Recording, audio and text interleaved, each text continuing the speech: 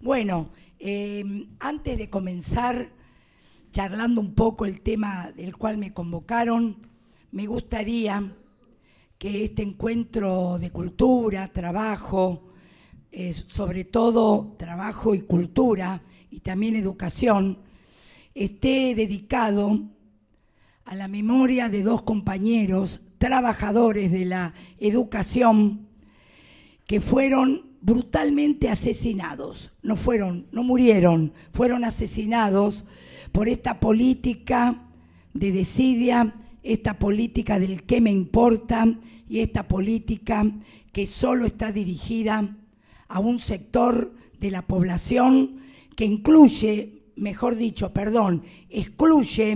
a la tan querida escuela pública, democrática, nacional y popular.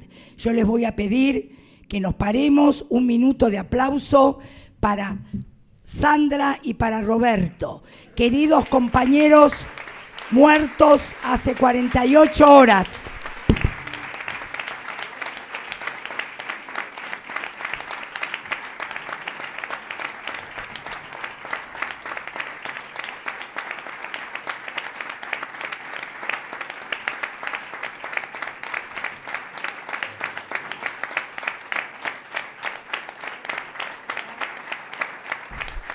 Gracias, compañeros.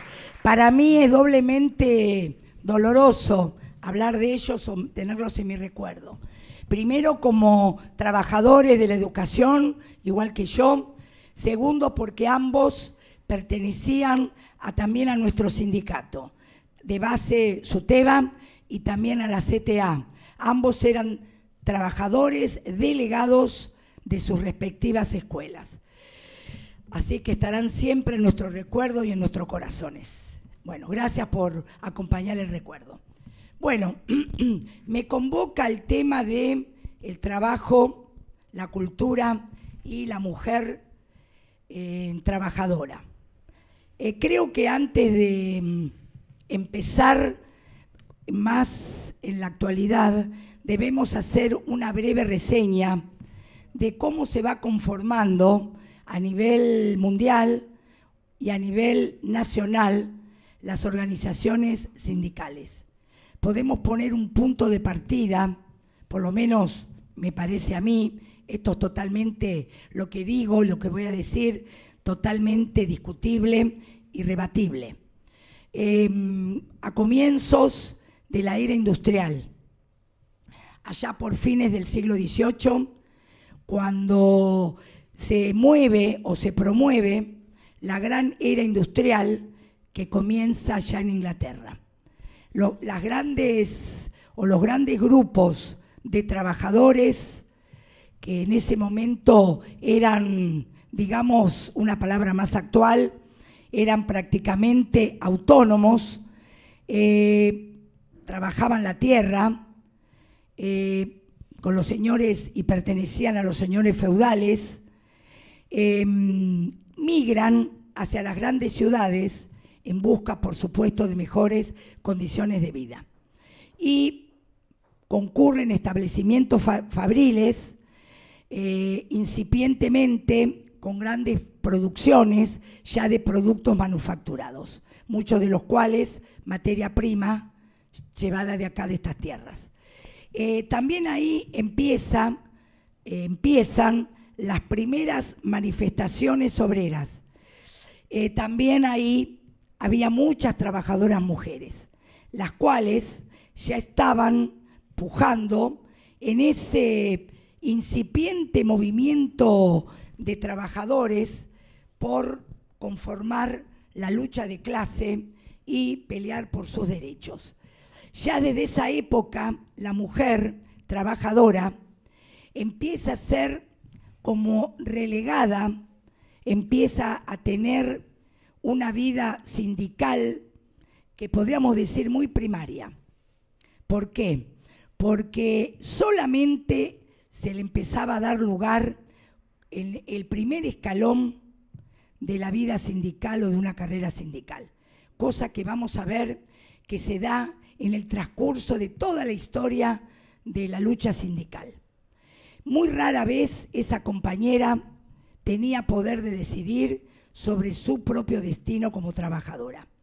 Si tenemos en cuenta que en ese momento las jornadas laborales eran a destajo, no había vacaciones, no había licencias médicas, no había aguinaldo, por supuesto, ni mucho menos. Todo esto que digo, si tiene alguna similitud a cierta realidad laboral actual, es pura coincidencia.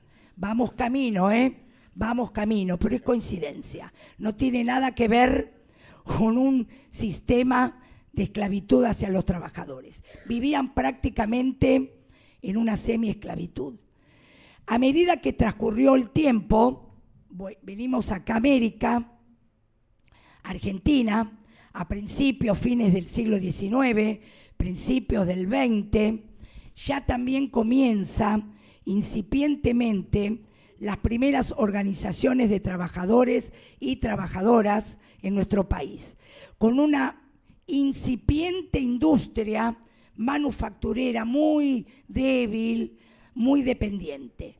Trabajadoras, mujeres que se desempeñaban en tareas como lavanderas, costureras, había muchas en fábricas ya fosforeras, etc. También peleando por un lugar en la vida sindical. Estas mujeres, y lo mismo que los hombres, en su mayoría de origen europeo, fue debido a la gran inmigración que tuvimos ya a principios del siglo XX. Con ideas anarquistas y socialistas, fueron conformando estas primeras manifestaciones obreras en defensa de los derechos de los y las trabajadoras. A pesar de no tener y repetir esa imagen de la mujer en los sindicatos europeos, también nuestras compañeras siempre se desempeñaban en el primer escalón de la vida sindical, o sea, delegadas de fábrica, con muchísima representación y con mucha gana de pelea. Generalmente eran mucho más audaces, digamos, las peleas o las luchas femeninas que las masculinas.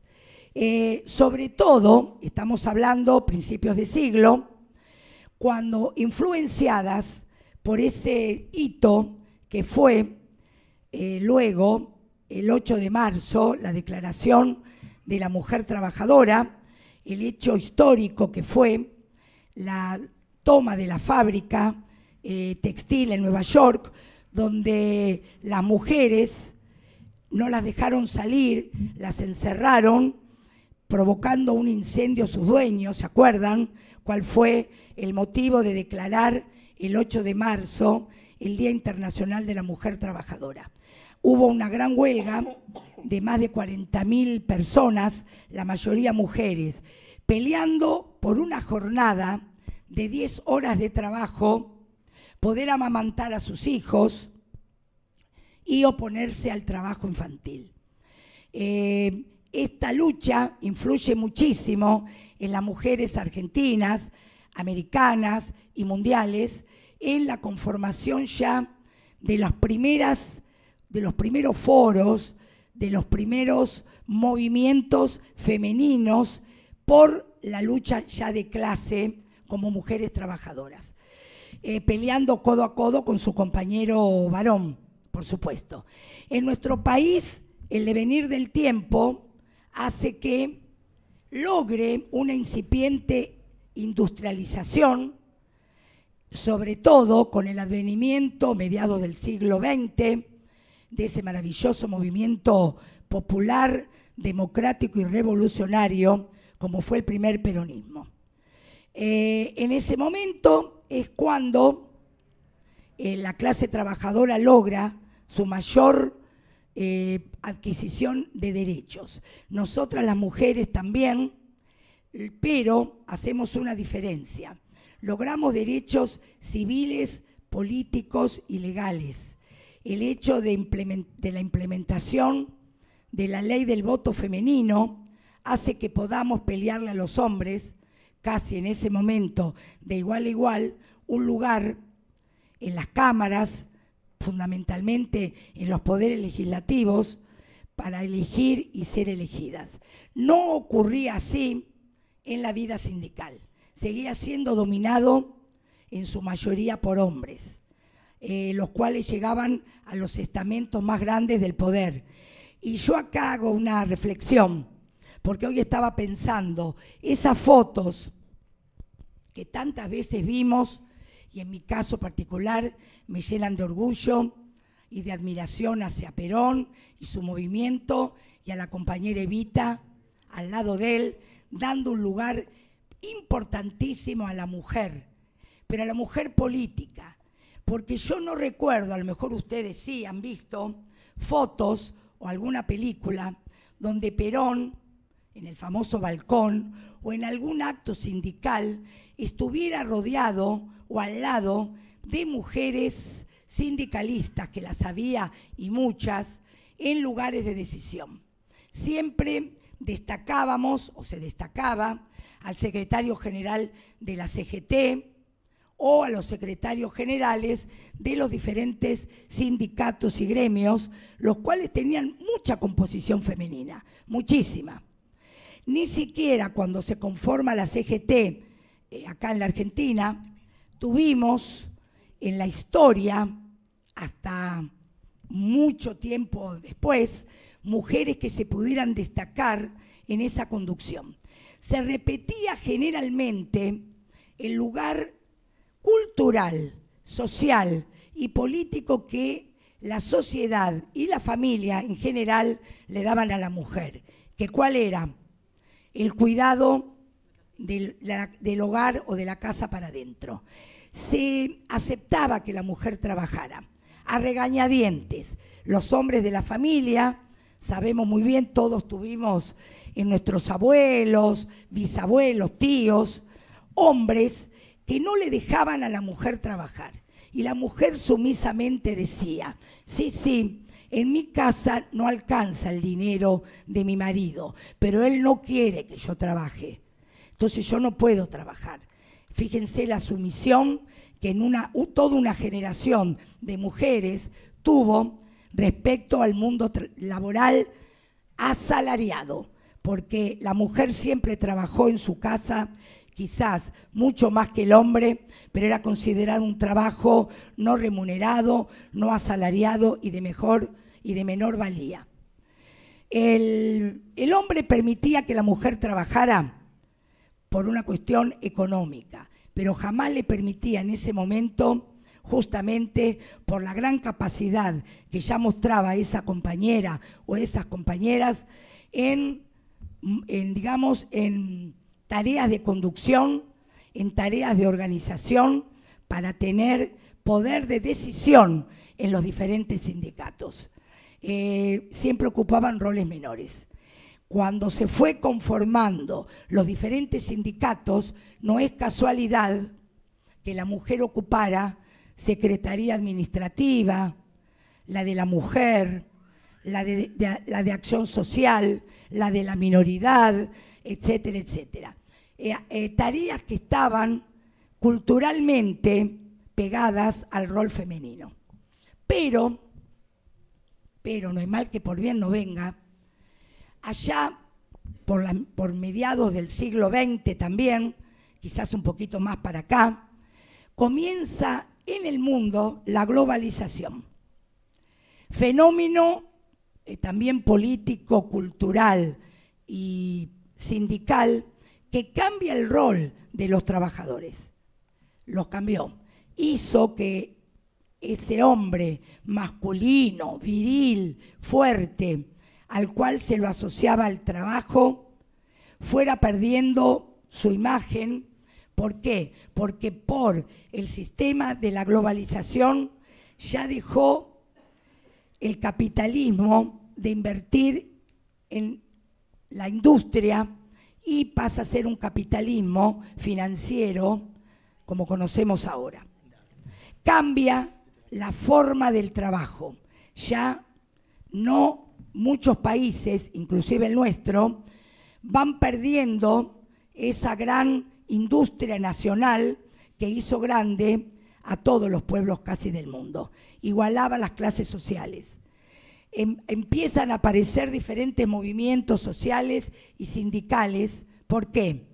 Porque el obrero industrial, asalariado, altamente calificado o no, que estaba asociado o sindicalizado, perdió su fuente laboral, tuvo necesariamente que cambiar en empresas autogestionadas, cooperativas, administradas por ellos mismos. Aún hoy estamos en plena época de este desarrollo. Empieza a desarrollarse la economía social en el mundo y en nuestro país, particularmente a partir del año 1976, cuando ya se desindustrializa el país y comienza esa otra Argentina, la Argentina financiera y de la especulación. Cambia iba a decir radicalmente, no, cambia totalmente el rol, el lugar que tenía el obrero industrial, el obrero sindicalizado. Fenómeno que seguimos padeciendo y viviendo en estos días. La mujer también ocupaba un lugar destacado resistiendo a estas políticas neoliberales. Sindicatos ya más de servicios fueron tomando mayor relevancia en este mundo sindical. Y no es casual, y yo acá hago también un paréntesis y pregunto y les pregunto, si nos acordamos algunos de nosotras y de nosotros, ¿quién fue Susana Rueda? Susana Rueda fue una compañera del triunvirato, muy bien, que ocupó allá por los 2000, junto a Hugo Moyano y José Luis Lingeri, el más alto cargo de conducción en la CGT. ¿Qué pasa? Que por razones de oponerse a ese poder machista de los compañeros que conducían, creo que duró un año y medio en ese lugar. Pero así todo, creo que debemos reivindicarla porque deja una huella importante en el más alto estamento de ese momento en la CGT. Creo que después no hubo hasta el momento en que estos nuevos sindicatos que son de servicios, que tomaron relevancia, y acá ahora voy a hacer la diferencia, como el sindicato docente, fundamentalmente CETERA, que allá por los años 70 ya comienza a tener una gran relevancia en cuanto a los derechos de los docentes como trabajadores. Fue precisamente luego del golpe y venida la democracia cuando se van consolidando sindicatos como SUTEBA, ATE, judiciales, los docentes en general, sindicatos de comercio, que son sindicatos más que de producción, sindicatos de servicios. Nosotros como trabajadores de la educación, por supuesto en mi caso, estábamos muy orgullosos en su momento cuando conformamos nuestro sindicato y ya consolidada CETERA, después de grandes debates y de profundas discusiones, sentirnos trabajadores de la educación, que no era poco.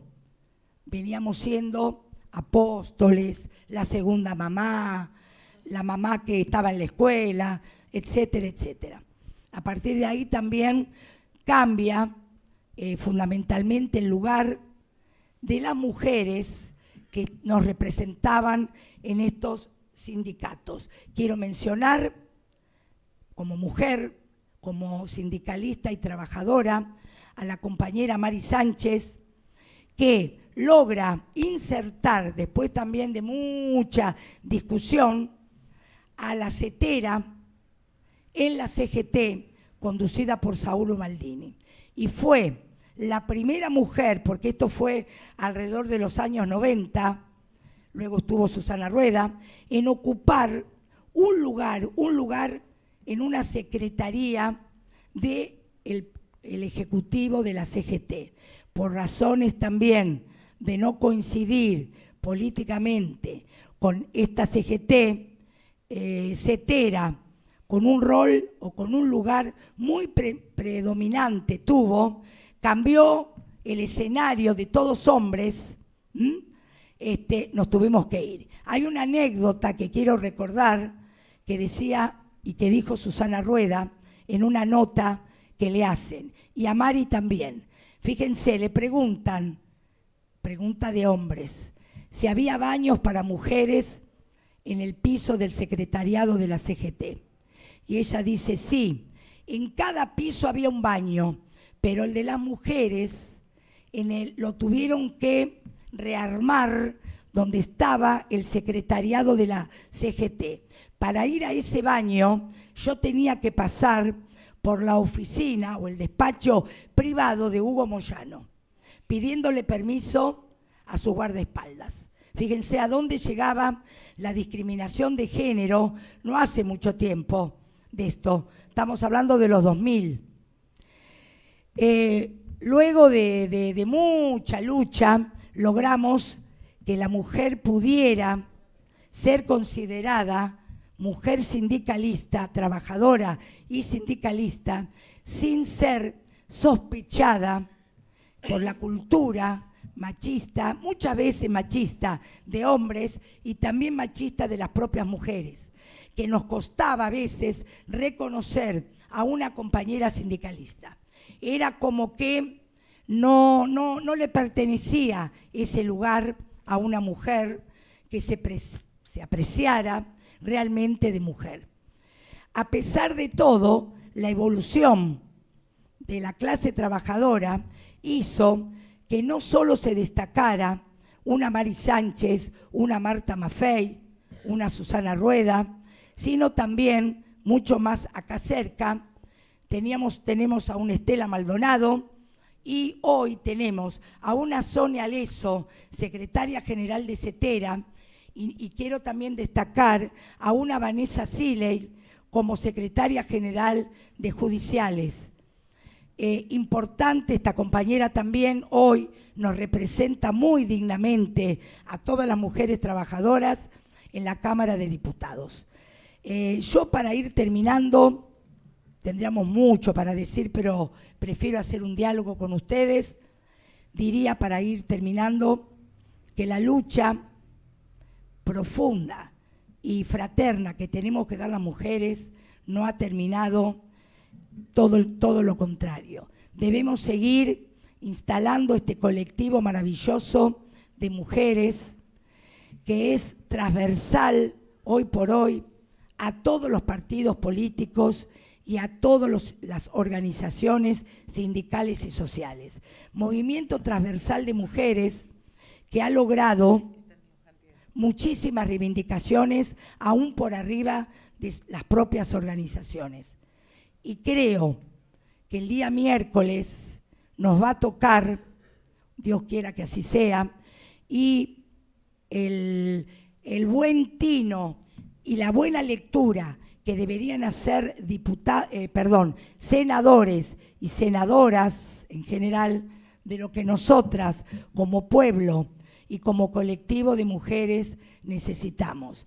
Que salga la despenalización y la legalización de la ley de aborto. Será ley el 8 de agosto del año 2018, marcando un nuevo hito en esta lucha que llevamos las mujeres. Y otra cosita más que quiero decir también, que no abandonemos nuestros lugares de lucha en nuestros respectivos sindicatos, porque las políticas de género, si bien las debemos pelear codo a codo con nuestros compañeros varones, es una lucha propia de nosotras. Si nosotras no ocupamos ese lugar, no lo va a ocupar nadie. Tenemos muchísimas cosas todavía, la ley parental que fija el tema de las licencias por maternidad para mujeres y para hombres, la igualdad de la lucha en cuanto a lo salarial.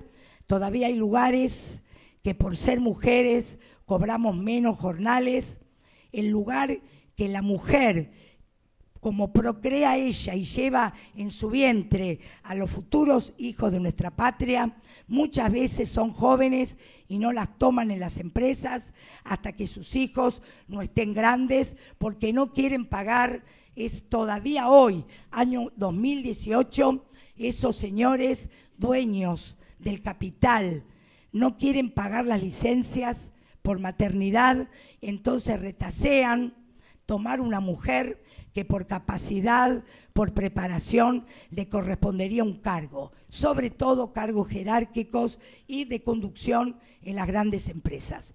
Compañeras y también compañeros, esta lucha no es una lucha solo por la reivindicación de nuestros derechos, es una lucha que se opone a este poder impuesto fundamentalmente que estamos padeciendo en nuestro país en estos últimos 2 años.